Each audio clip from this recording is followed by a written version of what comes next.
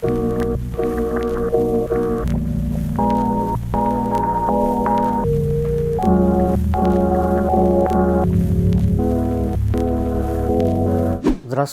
уважаемые зрители канала журнала «Илин». Мы приветствуем вас. У нас в гостях писатель Леонид Абрамович Юзефович.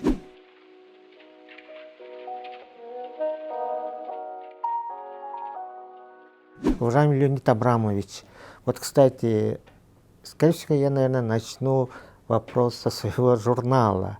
Журнал «Илин», он вам знаком? Да, конечно. И он недавно вы прислали мне номер, последний номер журнала «Илин», посвященный вот этой встрече примирения в 2018 году, когда приезжали в Якутск внучка и правнук Ивана Строда, и внук и правнук генерала Анатолия Пепеляева. И это, конечно, замечательный совершенно номер.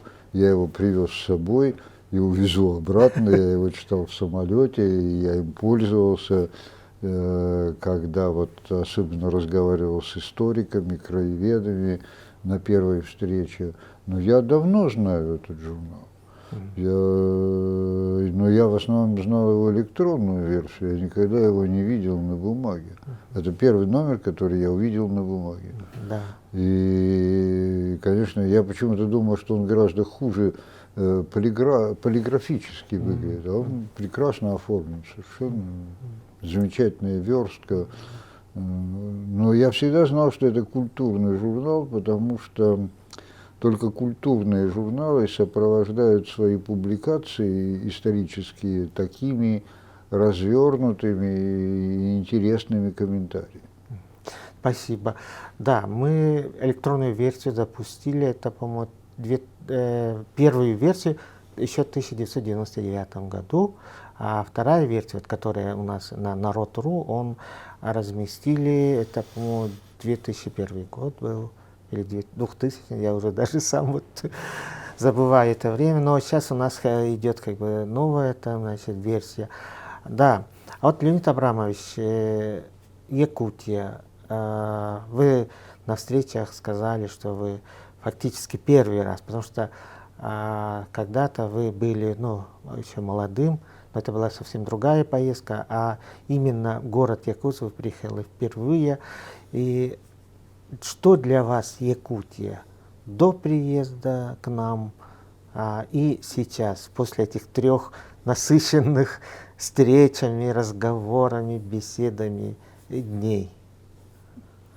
Ну, вообще, когда вот речь заходит о таких вот широких понятиях, которые вмещают в себя очень много всего более-менее масштабного, да, вот Якутия, вот если меня спросить, а что для вас Россия? Это, или что для меня Англия, что для меня Франция? Это очень много всего. И, конечно, Якутия – это и история, и культура, и какие-то мои представления о якутском народном искусстве, о якутской литературе. Я давно знаю, скажем, Алексея Кулаковского, и мне он очень нравился. Я читал Платона Аюнского, я читал Сафрона Данилова, но как бы я имею представление такое какое-то общее об истории и культуре Якутии. И о природе, как ни странно, тоже имею, потому что я много видел каких-то фильмов, фотографий. И все-таки вот когда мы выехали позавчера вечером, уже начинало темнеть, на берег Амги, я вдали увидел вот эти вот белые известняковые склоны гор, возвышающихся над ровной линией осеннего леса, то сердце мое дрогнуло, потому что это есть в книге Строда в якутской тайге. И вот мне вот в этот момент мне показалось, что я вижу какой-то такой пейзаж, которого нет в других местах. Потому что, ну вот едем мы через лес там, ну то я много видел таких лесов. Россия большая, Сибирь большая, да. Якутск, он Я не могу сказать, что он как-то вот и обладает какой-то национальными чертами. Вот как архитектура, как вот он такой обыкновенный областной город. Таких, и вот я бы сказал так, что у меня изменилось отношение к якутам. Не к Якутии как к территории, да, и не к Якутии как вот, а вот к людям. Потому что вот я тут со многими разговариваю, не с одним десятком, да, Да, с этим все время с разными людьми, и вот когда ты разговариваешь с разными людьми, ты невольно вычленяешь что-то вот то, что их объединяет, да. И я всегда читал о том, что якуты мягкие, дипломатичные, неагрессивные, склонны к сотрудничеству, но вот тут я это вижу, как бы вот, я вижу эту деликатность, исключительную совершенно, эту мягкость, эту такую некоторую наивность даже, да, и некоторую, я бы даже сказал, детскость, какой вот так вот не встретишь. И в то же время эта вот наивность, это ведь совсем не то, что вот такая простота, да, это что-то другое, потому что тут ум и понимание человеческой души сочетается с наивностью. То есть для меня наивность это всегда, когда человек прежде всего апеллирует к тому хорошему, что есть в другом человеке. Он не апеллирует, он не учитывает его, ну, всех у нас много всего намешано, и вот в этом есть такая наивность и мудрость, когда обращаются к тому хорошему, что в нас есть. И вот мне показалось, что это есть в Яку. Есть какая-то очаровательность совершенно, вот, чудесные люди, чудесные вообще молодые люди, чудесные. И здесь мне очень понравились вот Якут. Спасибо. Вот, Леонид Абрамович, Ни на кого они не не похожи. да. Никого, вот я не могу, я вот пытался даже, вот буряты, среди которых я 2 года прожил, ну не похожи совсем. Русские, ну русские вообще очень разные. Тут на каких-то моих знакомых русских и похожи, на каких-то совсем не похожи. Но вообще вот так не могу вспомнить, не могу, аналогии нет у меня. Замечательно. Мне кажется, вот ваша оценка. И, знаете, вот когда вот проходили встречи, вот общение с вами, мне кажется, вообще как вот нас всех обогащает. И независимо друг друга, мне несколько человек сказали, и в Якутске на разных наших встречах, потом в Амге, помните, в Абаге, это исторический визит, почему-то у них было такое ощущение у наших якутян, мне кажется, это стоит большего, да, вот такой, как бы, они так почувствовали, вот ваш приезд, встречу с вами. И вот сегодня, например, хотя вот на автограф-сессии тоже вот подходила, да, очень известный исследователь, да, она сказала, и опять же примерно эти же слова, да, почему-то благодарила меня, говорю, вот что какая вот встреча. А вот, Леонид Абрамович, ваши герои, да, барон Унгер, да, а потом Пепеляев, Строт. Но вот бароне Унгере есть там вот персонаж Джалама, да, ну он, понятно, вы не могли как бы обойти его, да, фигуру, и тоже удивительно, он же был здесь в Якутске, в ссылке, и самое интересное, у него был такое недопонимание или конфликт с человеком, у которого он жил. Ведь тогда же предоставлялась возможность, а тот, по-моему, служил урядником или, да, вот я сейчас точно не скажу, но его на суде защищал Гавриил Васильевич Ксенофонтов, представляете, Джаламу, вот. И вот кто они для вас, ваши герои? Ну, немножко наивный вопрос, да, но мне кажется, это тоже вот услышать с ваших уст, барон Унгер, генерал Пепеляев, Иван Строт. Я вот только этих называю.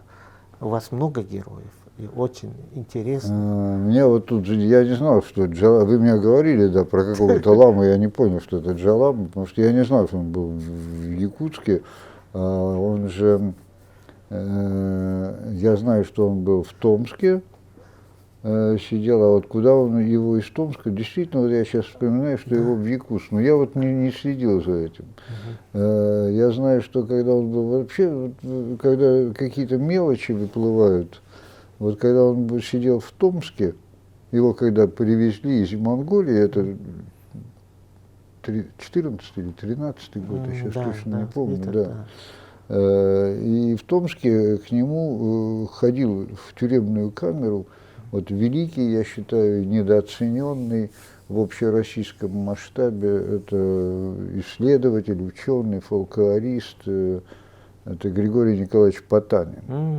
Видишь как? Да, потому что, ну, у нас его не любили, потому что он был автор идеи автономии Сибири, там, областничества, да. Но вообще, конечно, он великий ум, и слава Богу, что его памятник, он похоронен прямо на территории университета в Томске, и над ним, я вначале ходил мимо, не думал, что это памятник, прямо в университете, не на кладбище, он в 21 году умер.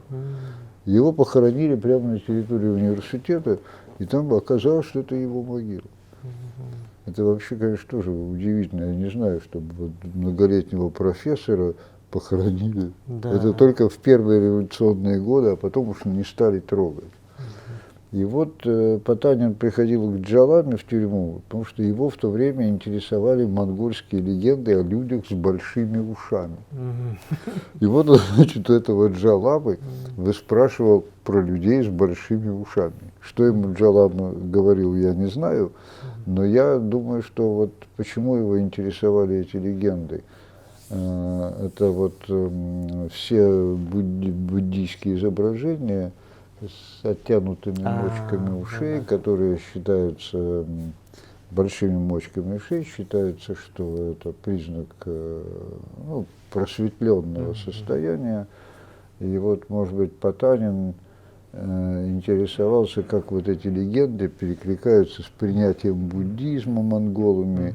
Вот что-то вот такое, потому что иначе вот я не знаю. А то, что потом отправили... А так, как я отношусь к героям? Ну, я просто с ними живу многие годы, я как бы к ним привык. Я раньше, сейчас уже не так, а раньше я спрашивал себя очень часто, задавал себе вопрос, вот как бы они отнеслись к тому, что я о них написал. Ведь там же все равно есть много упрощения, это неизбежно. Если ты хочешь, чтобы кто-то был живой, ты должен его немножечко облик, придать ему какие-то человечные черты. И я не знаю, как они могли. Может быть, и барон Унгерн, про которого я написал много плохого, но я как бы его в большем количестве, через большее количество пикселей воссоздал. И, может быть, он бы лучше ко мне отнесся, чем Пепеляев и Строт, которым я испытываю гораздо большую человеческую симпатию, но число пикселей в их изображениях меньше. Интересно, да, вот это. Но мне кажется, вот вы создали такой совершенно образ, такой живой образ, да, Пепеляева и Строда, книги «Зимняя дорога». И удивительно, что вот, простые читатели это чувствовали. Помните, они все говорили, вы показали Пепеляева таким личностью, да, интеллигентным, культурным. И это для них в какой-то степени, по-моему, было открытием. Вот его образ. Это же очень важно. Да. За что, как говорится, вот они боролись, да, каждый со своей стороны, но за Россию. Ну, да, конечно. Наверное, Строт в меньшей степени думал вот именно, что за Россию. Я думаю, что он думал за какую-то вот счастливую... Думаю, что для него важнее был термин, слово «народ». Он боролся за счастье народа, за какую-то жизнь для народа. А Пепеляев, он наверняка оперировал словом «Россия». Ну и народ тоже. У него народ в дневнике, это вообще мы там ради народа, мы жертвуем собой ради народа, мы идем, чтобы помочь народу. У него тоже, вот прежде всего у них было, да, наверное, у обоих было не Россия, а народ. Самопожертвование еще, да? Да, Вот за народ. элемент самопожертвования. И вообще они хотели счастья народу. Вот Россия, это для Пепеляева было важно, как человека из военной семьи, и вообще воспитанного в патриотическом духе, но все-таки это были послереволюционные годы. И там даже белые, белые такого типа, как Пепеляев, они, конечно, вот говорили, тут вот мне сегодня кто-то говорил, что ведь ваш Пепеляев уже был монархист, он говорит, я никогда не был монархистом. Как любой в то время демократически настроенный интеллигент, он, конечно, не был. Там даже и Корнилов не был монархистом. В то время как-то глупо казалось быть монархистом. Потом, вот уже там к 22-му году, там уже возникали такие, но у Пепеляева нет. Ну, это стереотипы еще созданные в советское да. время, они живучие. Да. Очень, да. А вот и Пепеляев, и Строт попали под молох репрессий, сталинских репрессий, да. То есть, получается, они как бы завершили свой жизненный путь, да, на таком эшафоте, если так символически, да, сказать, сталинском. Вот почему вы, как вы думаете, почему так случилось в нашей стране? Ну, это... Я не думаю вообще, что вот в истории есть что-то уникальное. Другое дело, что есть свои какие-то различия, что-то особенное. Ну так, в общем, вот борется белая роза и алая роза. Да? Но ведь в итоге ни та, ни другая не побеждает, а приходит кто-то третий. И здесь ведь тоже, в общем, так, в какой-то степени, да, то есть приходит, как формально, вроде бы, Сталин продолжает Дело политику, Ленина. дело Ленина, да, сам Ленин продолжает дело Маркса, но Ленин и Маркс, это, мне кажется, разные вещи, так же, как и Ленин и Сталин, это разные вещи. Все это как-то видоизменяется. Они все-таки проиграли, их жизнь окончена была по разным причинам, потому что Пепеляева добили как врага, и, конечно, я не думаю, что Сталин был такой вот чистый злодей, который просто истреблял людей. Я думаю, что Сталин просто варварскими методами готовился к войне. И, конечно, он стремился сделать общество однородным перед войной. Но методы абсолютно какие-то средневековые, просто взять и перебить всех. Да. Кто как-то там, сегодня арестовывают латышей, латышских стрелков, но Строт пошел не по этой линии. Он никогда не был латышским стрелком и вообще не считал себя латышом. Там завтра поляков, послезавтра бывших белых офицеров в Сибири. Но в принципе цель – это подготовка к войне. Да. Так что тут все это так мне кажется. У меня же нет. Но это очень интересно, точка зрения. То есть это не потому, что он чистый злодей и убью-ка я побольше народу, чтобы мне было хорошо. Он очень прагматичный же. Так же не бывает.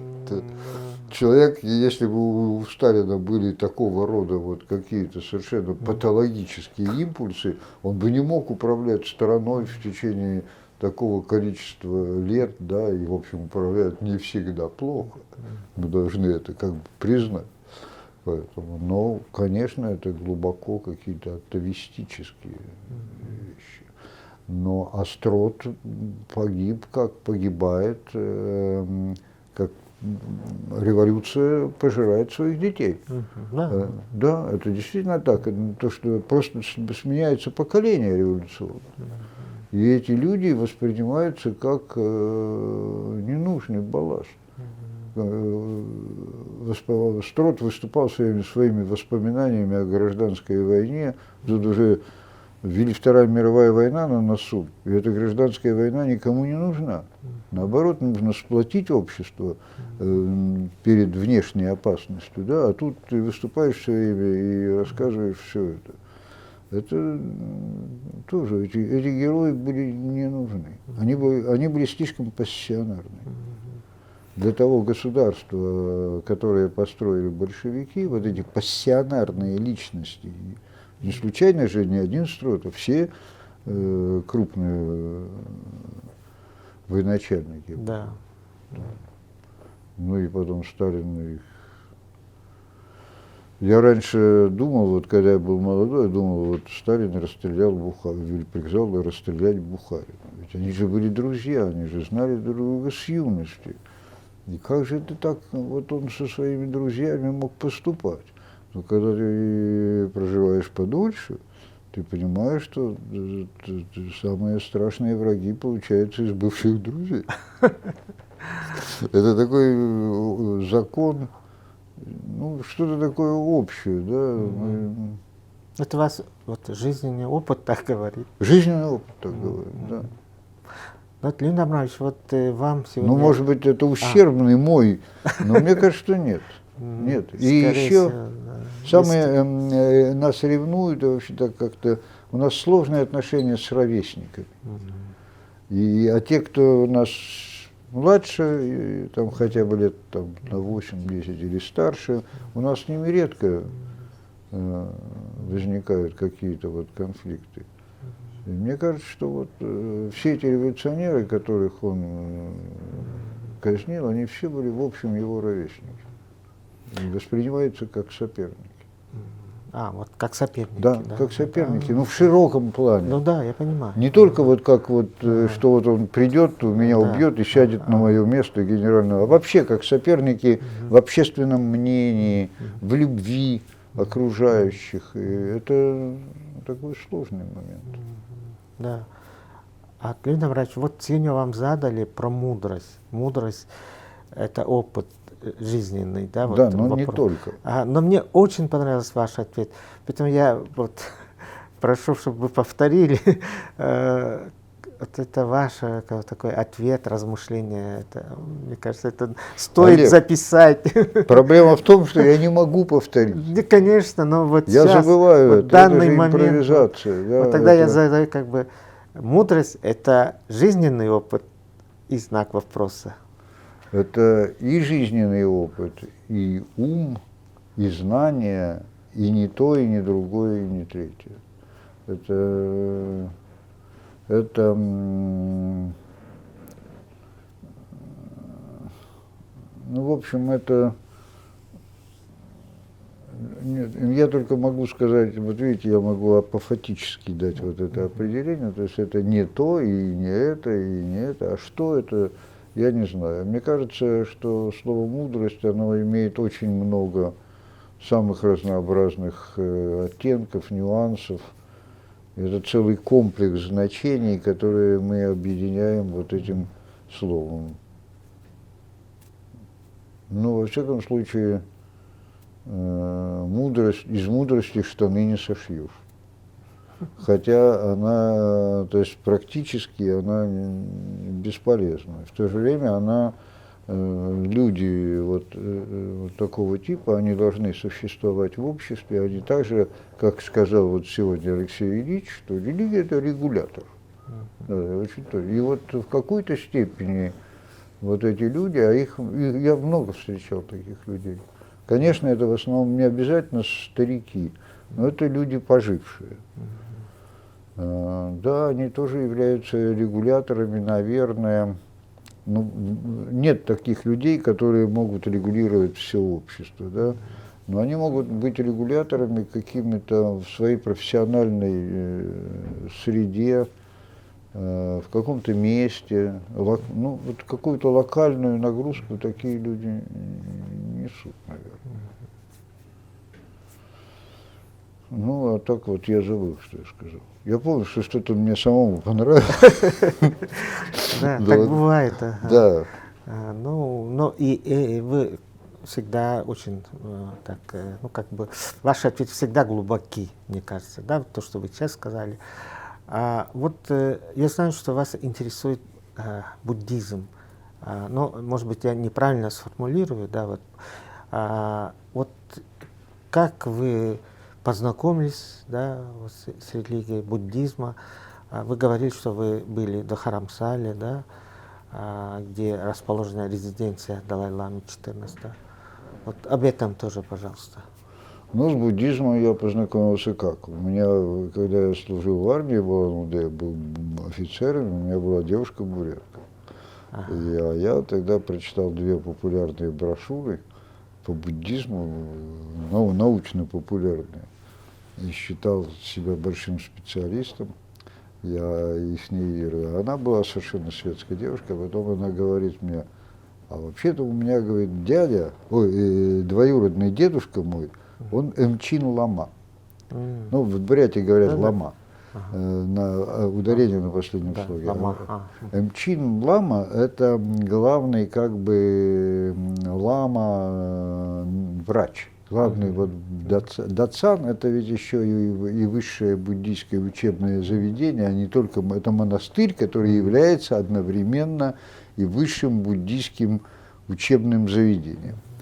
И был тогда вот только Иволгинский дацан, 40 километров от Улан-Удэ, но тогда, чтобы, ну, туда всячески местные власти затрудняли попадание верующих. То есть автобус туда ходил типа, там, 2 раза в неделю, ну, трудно было туда добраться. Ну, она говорит, давай я тебя туда свожу, и ты с моим вот дедушкой поговоришь. И мы туда, значит, с ней поехали. Ну вот я с ним, он был, вообще меня тогда поразило вот это вот то, что есть в восточных людях, и что вот западному человеку не всегда так понятно, если вот он с ними не общается, вот какая-то удивительная деликатность. То есть потом-то, сейчас я понимаю, что я был полный идиот, лейтенант, причем я ходил туда в форме, потому что у меня украли штатскую одежду. Или я ее потерял, я вот сейчас, ну у меня ее не было. Потом я купил, а вот какое-то время у меня и ходил я, значит, в этой форме. И он очень ко мне хорошо отнесся, и мы с ним так разговаривали. Потом я стал доставать уже книжки про буддизм дореволюционные. От Ольденбурга была у меня книжка, еще что-то. Я никогда я не был буддистом, как настоящий буддист. Я плохо знаю все это дело, но у меня какое-то вот, как мне кажется, есть вот это вот, ну, такое буддийское отношение вот к миру. Но я читал, конечно, много всего в юности. Ну, как вот Селлинджер был. Да, вот он тоже любил все это дело как-то, ну вот я тоже. А потом мне просто нравится эта культура. Созерцательность. Казахстан? Созерцательность. Вот, да, созерцательность, ощущение, ну то, что вот у Пелевина, да, вот, который в каждом романе у него есть идея об иллюзорности мира. Ну, буддийская, все иллюзия, да, можно не париться. Ну вот какое-то вот это ощущение, ну, мне нравилась сама вообще вот эта культура, вот монголов, бурят, мне нравится вот это мне нравится. Мне нравится их архитектура, мне нравится эта юрта, мне нравится вот как они себя ведут. И я стал ездить в Монголию. Потом я написал вот эту книжку про Унгерна, а тогда еще в Монголии ничего, это 93-й год, а в Монголии еще ничего про Унгерна не было известно самим монголам. И мою книжку много читали, ее сразу же перевели, какой-то сокращенный совершенно пересказ. Потом уже вышло полное издание, и переводил бывший министр иностранных дел Монголии, то есть как бы, ну это вот, и даже для монголов это было как бы вот что-то такое новое. Сейчас это много уже всего, а когда в 93-м году вышло, Они просто были многие удивлены. У меня появились друзья монголы. Я стал туда ездить. Вот я побывал вот в двух великих монастырях, которые, конечно, производят неизгладимое впечатление. Это Амар-Бес-Халанд-Гол, это туда 400 километров к северу от Улан-Батора, туда ближе к русской, к нашей границе. И 450 километров к западу, там, где вот родина Чингисхана, и где он построил Каракарум, эту столицу этой великой империи. Но когда вот империя, монгольская династия Юань пала, и пришла китайская династия Мин, то первое, что они сделали, они послали специальный отряд для того, чтобы разрушить Каракарум. И Каракарум был разрушен. А еще через 100 лет, в XVI веке, когда монголы приняли буддизм, ну, начали, там не было такого, чтобы вот кто-то крестил, и все стали. И, значит, и Абатай-хан, он построил вот первый буддийский монастырь, он строил из камней Каракарума, которые еще там валялись. Это тоже потрясающее, прекрасное место. Но потом как-то вот мы попали на север Индии, там в штате Химачал-Прадеш, там живет вся тибетская миграция. Там не одна Дарбасала, там их множество этих монастырей, причем они их строили по тому же образцу, какой у них был в Тибете. То есть ты видишь все то же самое, только новенькое. Там, по-моему, только в этом штате миллион. Тибетская диаспора – это 1 000 000 человек. Но для Индии 1 000 000 человек – это вообще незаметно. И вот мы туда ездили, да, с Наташей, с женой моей. Да, там. И там ездили, жили в монастыре. Они же теперь уже такие, это было уже 2003 или 2004 год. Они европеизировались, там были гостиницы. Ну, такие, ничего особенного. Но нормальные, ну, вот как в Омге. Такого же типа. Я тоже там был, как раз в Каракаруме и до Храмсаль. А в Каракаруме, там мы в юрте жили. Да, там нас вначале привезли в эту гостиницу, но я как на нее посмотрел, я решил, что что-то я буду тут жить, я лучше в юрте. Там эти черепахи, да, такие. Ну, черепаха там одна осталась. Там их было много. Там есть еще одна. Но я потом узнал, что есть еще одна, но она меньше и от другого храма. Это подножие. Да. Там много чего про них рассказывают, всякие тоже мифы. На самом деле это просто подножие Калу. Климент Саврович, кто на вас очень, ну вот если, кого вы можете назвать учителем? Кто на вас повлиял, на ваше становление, на ваше мировоззрение? Ну, у меня по-разному с писателями складывались отношения. Такое, чтобы вот я всю жизнь его любил и вот не разлюбил, наверное, такого нету. В разные И не периоды. обязательно из писателей, из философов там. Ну, философию я не очень всегда тяготел. Мне было, кроме древних греков, я их читал, конечно. Но я когда пытался читать там Спинозу или Канта или Гегеля, я понял, что у меня не философский склад ума, мне это, в общем, тяжело читать. Я читал какие-то простые вещи, но в общем, нет. Я очень любил всегда античных историков. Вот мне кажется, что они на меня сильно повлияли. И, сейчас я уже их не хочу больше их читать, но вот Плутарх, Фукидид и Тацит, вот это для меня были очень важные, я их много читал. То есть всю жизнь что-то такое перечитывал. Вот это. А из писателей так? Писатели, они все равно отечественные, как правило, русские писатели. Но там меняется отношение, я уже говорил. То есть я со временем, да? Да, в юности обожал Гоголя, Достоевского, потом вот любил Лескова, продолжаю любить Достоевского и Гоголя. Сейчас я и к Достоевскому, и к Гоголю ну, как-то охладел. Мне кажется, что они моему вот зрелому, ну, такому позднему уму, может быть, старческому, они уже не так сильно нужны. Я это как бы уже понимаю все, а вот мне очень важен Чехов, поздний Тургенев. Ну, Толстой, вот, наверное, это тот писатель, которого я всегда любил.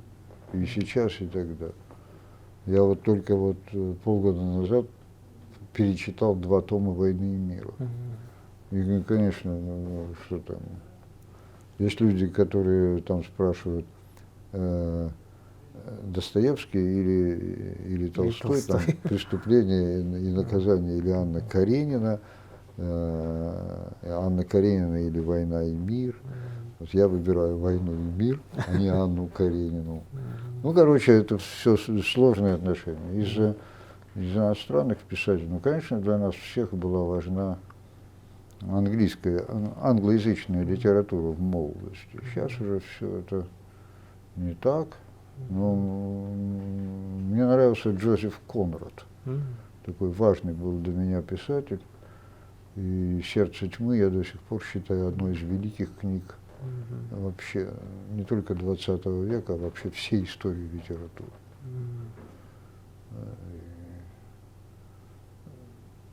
Из французов, ну вот я сейчас перечитывал этим летом Бальзака, я сейчас вообще перечитываю классику. По сути дела, я читаю ее впервые, потому что в молодости это все. Он, конечно, хороший очень писатель, и там есть такие вещи, которые очень афористичный, чего в юности я не понимал. Там можно прям выписывать о человеческой природе. Но все-таки, когда ты думаешь, что это, что все-таки вот записки Тургенева человечнее, это одно того же периода, да, как-то. Ну, то есть вот наши писатели в этом плане лучше, богаче, глубже и больше говорят современному человеку.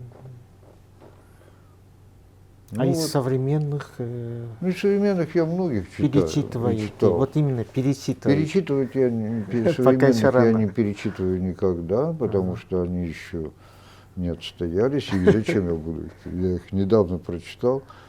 Это я Чехова читал в 25 лет, и, ну и потом там в 40. А теперь вот я читаю в 73. И это совсем все разные Чеховы, и он выдерживает прочтение в любом возрасте. Но полностью, конечно, его не понимаешь. Чехова не понимаешь в юности. Это невозможно. Просто человек не может. А современникам, мне многие нравятся современные писатели. Мне нравится Алексей Иванов, Захар Прилепин, Евгений Чижов, Сергей Носов, Павел Каусанов, это петербургские писатели. Ксения Букша, тоже вот из Петербурга. Ну, если так всех начать перечислять, Да, конечно. Во-первых, это просто не надо вообще делать, потому что кого-то не назовешь там. Да. А это просто первое, что так вот в голову приходит. Вот «Зимняя дорога», ну, так получилось, что вот у нас поездка в Амгу с СССР тоже получилась долгой, длинной, но, ну, как бы дорога не зимняя, но получилась долгая дорога, да, с СССР. Мы приехали, уже было поздно, да, темно. Вот ваше ощущение от этой местности, вот. Я вот уже говорил, что я там какие-то ошибки не так себе представлял немножко, вот само это. Да. Но это, наверное, не так интересно. Да. Но я не понимал, что отношение якутов, местных жителей, вот к этому месту. Я не понимал, что это священное место, что это род святилища. Ведь мы же там к этому камельку клали эти оладьи, да, как на священное место. Как там себя вели все. Это понятно, что это люди едут просто, чтобы еще и посмотреть, побывать, постоять там. Люди слышат выстрелы, которые там будто бы раздаются в этом месте. Мне кажется, что вот для якутов все-таки с их традиционным мирным характером, да, вот это вот ужасное место, где погибли, в общем, сколько там, ну около 200 человек на маленьком пятачке, и погибли не в схватке не из-за женщин, не из-за коров, а погибли в схватке за идею. То есть это, конечно, какое-то странное место и такое место силы. И когда ты видишь вот эти дома, вот этот вот, как это все выплывает на тебя, этот Алас, и это очень сильное такое впечатление на любого человека. Я вот первое, что я пожалел, у меня есть старший внук, который читал «Зимнюю дорогу». Вот я первое, что жалел, что его с нами не было, потому что он бы запомнил это на всю жизнь. Да. Он никогда бы не забыл, как вот из ночного мрака выступили эти вот изрешеченные пулями древние бревна, и как люди к ним относились, да, и вот мне жалко, что его здесь не было. А так он сам не поедет, и вообще все это будет не то. И, конечно, священное место. И когда мы говорим о музее, конечно, тут это не будет такой туристической Меккой, ясно, что не будет. Но музей должен быть. ну да, какое-то вот это должно быть как-то законсервировано. Да. Это должно быть законсервировано, и сюда должен быть хоть какой-то минимальный доступ. Потому что вот ничто так не действует вот на наше восприятие вот этих развалин Каракарума, как отношение монголов к этому месту как к священному. Если бы монголы завалили его навозом, и вообще то никакие туристы, там никто бы туда не ездил. Это как-то в воздухе носится все. Да. И, конечно, сюда будут ездить. В России много всяких хипстеров, которые интересные такие места. Это не тысячи, это не Анапа, и столько сюда все равно не приедет никогда. Даже как мою книжку не прочтут столько людей, как читают детектив. Но то, что найдутся, и этих людей не так мало, как нам кажется. Тут я слышу, что там молодежь не читает. Ну, не читает. А есть и читают. И их тоже достаточно. Конечно. И читающих достаточно. Да. Достаточно. Да. Просто они не читают вот так, как привыкли. Бумажные книжки, да, вот как-то не берут их в библиотеки. Ну, тоже покупают книги. Но вот «Зимняя дорога» разошлась 30 тысяч. 30 с лишним тысяч. 30 с лишним тысяч. Да, на русском на языке. Русском только, а еще вышла на 5 языках. Сейчас вышло на 5, да. И последний перевод на монгольский. На монгольский язык. Вот почему на монгольский? Интересно. Вот, я думаю, что это потому, что там меня переводили уже на монгольский. И тоже издательство, они вот перевели меня и на монгольский. То есть здесь больше интересно, наверное, я к думаю, вам, что как автор. Ну да, вот как бы гражданская война, вот все вот это, им же тоже это интересно. Ну, может быть, потому что якуты тоже как бы не совсем такой вот, не совсем чужой народ, да. Вот, но у нас тоже МЧИТ да, есть, это, то есть лекари, это не шаманы, а именно лекарь, это отдельная категория, да, МЧИТ, как МЧЛАМА, да, почти. Да. Ну, так я думаю, что это корень один. Да, скорее всего, да. У нас очень много слов, да, монгольских. Вот ваш последний роман «Филеллин», да? Последний роман, да, «Филеллин». Это эллинофил, если так вот как бы, да, произнести. И там образ Александра Первого. И я еще не успел полностью прочитать, но то, что вы мне подарили, я посмотрел. И я до этого летом еще купил даже электронный, но просто не было как бы возможности это прочитать очень внимательно.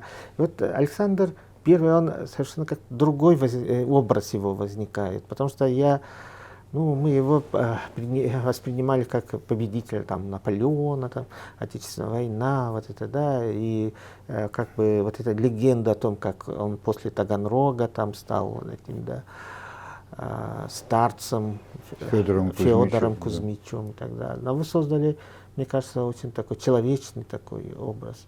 Вот почему Александр Первый? Ну, Александр, потому что время.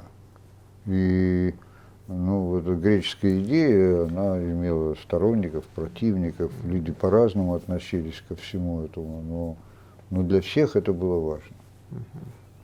Ну, то есть для образованных, да и даже для простых людей, потому что православная Греция тоже, Да. там был этот момент. Вот.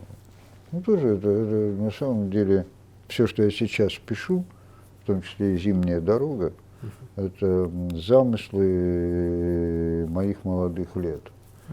Потому что я их не сумел воплотить, потому что у меня были чувства тогда, но не было ума.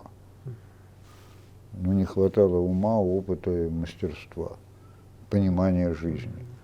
И Филелин тоже очень старый замысел, который я не воплотил. И «Зимняя дорога», которую я собирался писать, когда мне было там типа 47, а написал 67. И ту повесть, которую я сейчас пишу, она тоже начата была много-много лет назад, но не дописана. Вот это как бы вот я завершаю то, что я не сделал. Да. Вот, ну, видимо, в конце я все-таки вот хотел бы спросить, ну, такой как бы мини, что ли, во что вы верите?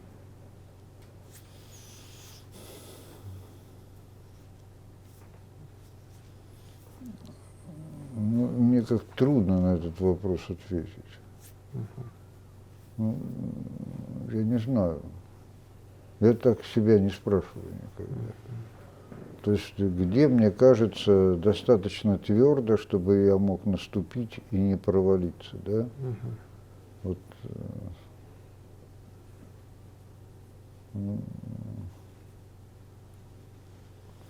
не могу, мне трудно ответить, я не знаю. Я как бы вообще мало думаю о себе, я экстраверт.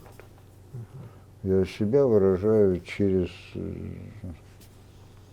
Но есть такой инстинкт у нас у всех, что ну вот, все, что мы делаем, это протест против смерти. Да? Все равно это естественно для любого человека.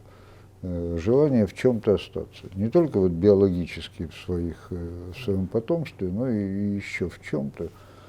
И поэтому такой вот есть инстинктивное желание связать себя с чем-то, что больше, чем ты сам. То есть вот мне совершенно неинтересно там, копаться в своей психологии, что-то рассказывать вот, про себя лично. Хотя, наверное, это плохо. Ну, в случае, ну вот мне интересны какие-то вещи. Это может быть вот Якутия или Монголия, или Греция, или у меня есть роман об эсперантистах, о языке эсперанто, или какой-то вот дипломатический церемониал. Но мне кажется, что вот мой талант, если он у меня есть какой-то, это талант реконструктора. Он не так часто встречается в нашей жизни, и кажется, что реконструктором быть легко, а на самом деле это, ну вот по каким-то осколкам, все источники там любые, это все равно осколки ушедшей жизни. И создать целостный образ прошлого, ну вот, поэтому я, наверное, не настоящий писатель. Мне много раз говорили, что я не настоящий писатель. Я готов с этим согласиться. Что настоящие писатели как-то они вот... А кто в настоящий писатель? Ну, тогда? я не буду называть. Нет, их вообще в много, целом, да. как понятие настоящий. Ну вот писатель. Чехов настоящий писатель, да, Тургенев настоящий писатель. Там, Достоевский, Толстой, это уже будут как бы сложнее. Ну, конечно, они великие писатели, но вот в этом понимании чистого писателя, то это, наверное, самый-самый-самый это Чехов. Его величие непоколебимо. Ну, а что для вас значит слово? Слово «настоящий писатель» — это вот тот, кто только человеком простым, ничем не выделившимся в истории, с самой обыкновенной жизнью, и вот на материале этой самой обыкновенной жизни, самого банального человека, он вот нам говорит такие вещи, что мы вот дрожим и плачем. А если я буду писать об Унгерне, об Александре Первом, то это же моя задача упрощается. Я пишу о действительно интересных личностях исторических. Да, я там что-то новое нахожу, да, но все-таки я уже беру такой материал, то есть я строю здание из золотоносной породы. А Чехов строит из земли, и оно оказывается прочнее, чем пирамиды. Вот мне кажется, в чем. Очень интересно. Ну, ага. Вот я хотел бы еще спросить, вот мы были в Амге, Амга также с Амгой связано творчество Короленко, да, Владимира Галактионовича. Я знаю, что он для вас тоже значит очень многое, да. Вот ваше отношение к Короленко? Ну вот он для меня значит много вот не как писатель. Я считаю его средним писателем. И не очень интересным. А он для меня значит очень много как наблюдатель и мемуарист, и человек, умевший видеть людей, понимать людей и относиться к ним хорошо. И вот его мемуарная проза, очерки всякие, вот и великая книга «История моего современника» — это мемуары о его детстве и юности. Там конец — это он уезжает из Амги, ну, из Якутска. Да. Это конец. Там дальше он после этого прожил огромную жизнь. Да. И ничего об этой жизни там нет. Как он был писателем, журналистом, там, чего там, этого ничего нет. Есть только детство, отрочество и юность, как и у Толстого. На войне он не был, но вот он был сильным. И вот его, кстати, вот эта вся часть о Якутии, она, мне кажется, я не знаю, как она с точки зрения человека, живущего в Якутии, наверняка там есть какие-то ошибки, может, он там якутов не так описал, как якутам хотелось бы. Но это, конечно, очень интересно, и для меня вот Якутия вообще началась с Короленко. Я читал «Фрегат Паллада», я читал, как там едет. У него там, Гончарова же были спутники, якуты, когда он через Джуджу, проводники, переходил, они его несли на руках. Ну, он так, ну, ничего там такого про якутов, мне кажется, особенно. Он описывал там Амгу просто еще. Ну, да. Там, ну, там он описывал и Аян, и там и якуты его строили, ну, не строили, но работали там. Там же он описывает, что там якутские юрты стоят в Ваяне. Но, ну, эти вот еще берестяные, чумы вот эти. Вот вы сказали, понимать людей. Это очень важно для современного человека. Я не имею в виду писателя, а вообще для... Современный человек очень сложно, потому что у нас еще появились виртуальные личности. Мы распадаемся на... У меня, вот, например, есть ощущение, что человек в соцсетях считает, что может вести себя, потому что он там может про меня написать какую-то гадость, а потом подходит ко мне где-нибудь, и как ни в чем не бывало. И я понимаю, что это у него просто, ну, вот такой образ. Да. Это не он. А он вот, пойдем кофе выпьем. А то, что он там пишет, просто ему нужно это для своего имиджа в этот момент так написать. Вот он так и написал. И вот это вот наша А если еще ты в нескольких этих социальных сетях, то тоже разные образы, это опасная штука. Опасно? А да, мне кажется, человек начинает, вот, ну, у него так много «я», Да, да, вот он. что он начинает, перестает понимать, где он настоящий. Сам теряет себя. Сам, да. Он легко. Раньше же для того, чтобы письмо в газете напечатать, это было очень сложно. Печататься было сложно. А сейчас все имеют право на публичное слово, а в публичном пространстве мы ведем себя не так, как в частном.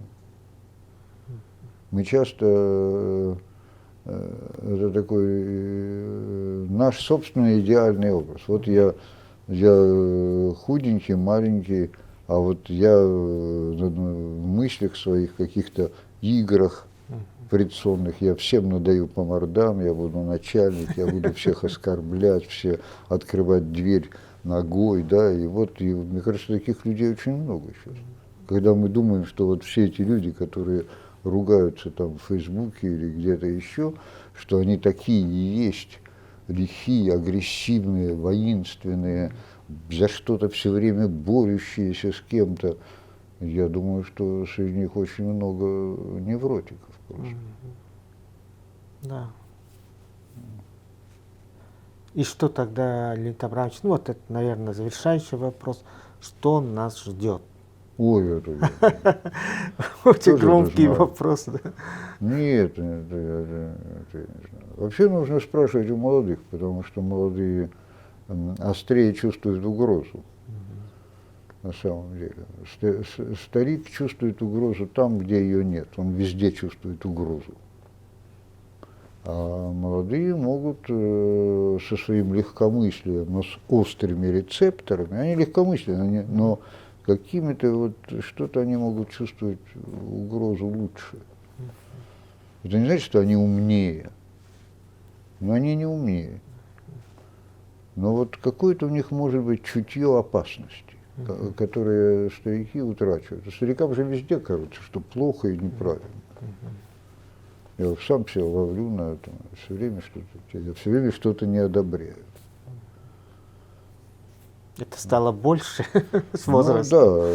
Ну, да, это называется старческий гротеск характера, когда то, что в тебе было, и что ты умел в себе скрывать, то в старости это становится трудно. Вот я стал разговорчив, я всю жизнь был молчалив. А вот в старости я стал много говорить. И я ничего с этим... То есть я умом понимаю, что так не надо. Даже вот вам я отвечаю сейчас гораздо более длинно, чем нужно. Вот на этом мы давайте. Да, спасибо большое, Леонид Абрамович.